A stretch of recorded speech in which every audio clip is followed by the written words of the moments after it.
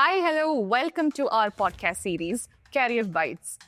This podcast is solely for students who have completed their 12th standard and are looking for engineering courses. Today, I'm talking with Mr. Aswin P. Chandran, India's #1 engineering career coach. He has mentored over 30,000 students in their engineering journey. He is an academician, served as placement officer for years in engineering colleges, worked with many industries for providing placement and internship opportunities. He is also into Indian Book of Records for career counseling. Hi, sir. Hi. You have helped so many thousands of students choose their right engineering course. How do you do it, sir? So, I advise students to go with the interest and help them to identify the interest. Generally, when it comes to mechanical, many boys are passionate towards mechanical because they are passionate towards vehicles. It is not the way to choose a branch. So, 3 ways I help them to identify their interest. First is, I advise them to shortlist some branches based on their interest in science, because I believe engineering is an application of science. So there may be some modules in science which they're interested, which they don't have any interest in.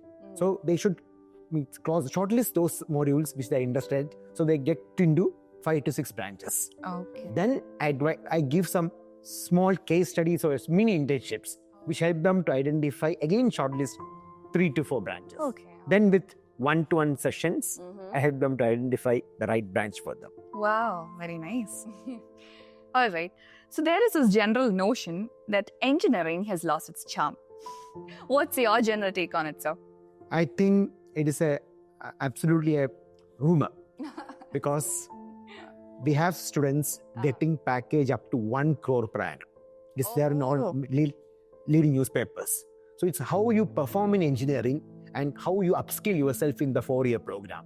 We have engineers cracking most of the civil service exams, bank SSC exams, non-engineering exams also. And when it comes to engineering jobs, there are a lot of opportunities and sky is the limit. So if you upskill in the 4-year program, definitely then sky is the limit. Perfect. All right. So, which are the best branches in engineering? Popular question by demand. Right. So many students and parents used to ask me this. So I used to tell them, which branch you are interested in is the best branch. Okay. So whatever branch you are studying, if you study with passion and interest, you can excel in that branch. Absolutely. Sir, so how to choose the right engineering college in the middle of many colleges claiming 100% placement? It's a very interesting question. Yeah. As per the data, many colleges claim that they have 100% placement, which is absolutely fake. So when you identify a college or shortlist colleges, you have to look into the academics, also the quality of placements. Okay. The companies that offer 5 lakhs and 7 lakhs, 8 lakhs per annum and more. And there are so many call centers or BPOs hiring students. You have to shortlist colleges where there are engineering companies coming for recruitments. So that should be the criteria of choosing colleges. Because I've seen many colleges claim to have 100% placements, which is absolutely maybe call centers or marketing jobs. I don't say you should not go for marketing jobs, but when you come to take a call on choosing shortlisting colleges, it should be quality placements. Absolutely. Makes sense. Yeah. So, can students without a base in mathematics choose an engineering profession? Absolutely, yes. Oh. Because I mean, to the best of my knowledge and interactions I had with many faculty members, Okay. engineering maths is relatively easier compared to even 10th standard mathematics.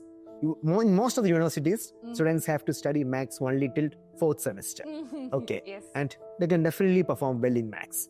So I've seen many students, one student I've seen who scored 50% in mathematics, scored 9.5 GPA in engineering.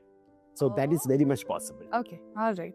Also, sir, what are the best opportunities post-engineering courses? As I've mentioned, there are a lot of opportunities in government sector, private sector, and all the governments, state and center, are promoting entrepreneurship. So the sky is the limit in that case. So it's up to you where you want to, up to the students, how they want to upskill themselves. Okay. You have ISROs, PSUs, BAR, Kochi Shipyard, all these PSUs hiring students every year. And there are multinational companies, Navaratna companies, all these organizations hiring students in good numbers. And also civil service.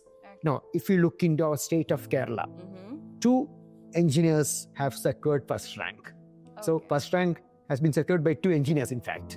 Okay, so that's the charm of engineering. Exactly. You are making yourself are molded in such a way that you can face and crack all competitive exams with ease.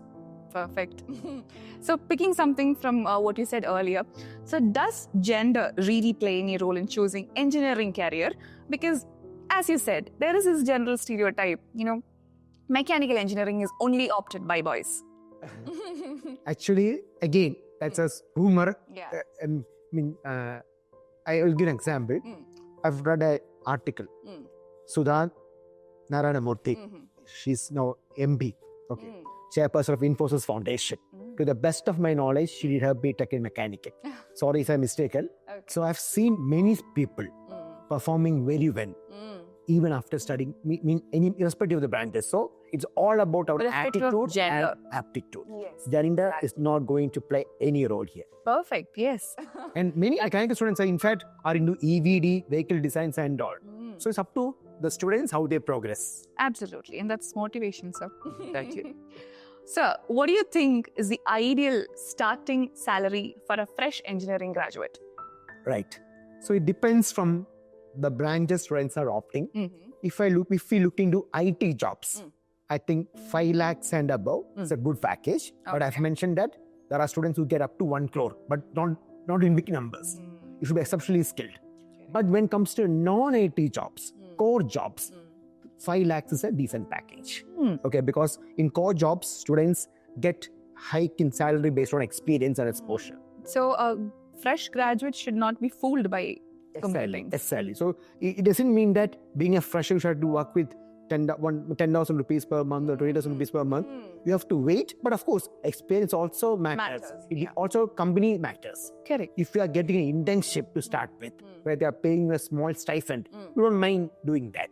Absolutely. But it should not be you shouldn't be fooled by your package. Exactly. Exploiting unemployment in the market. Correct. All right.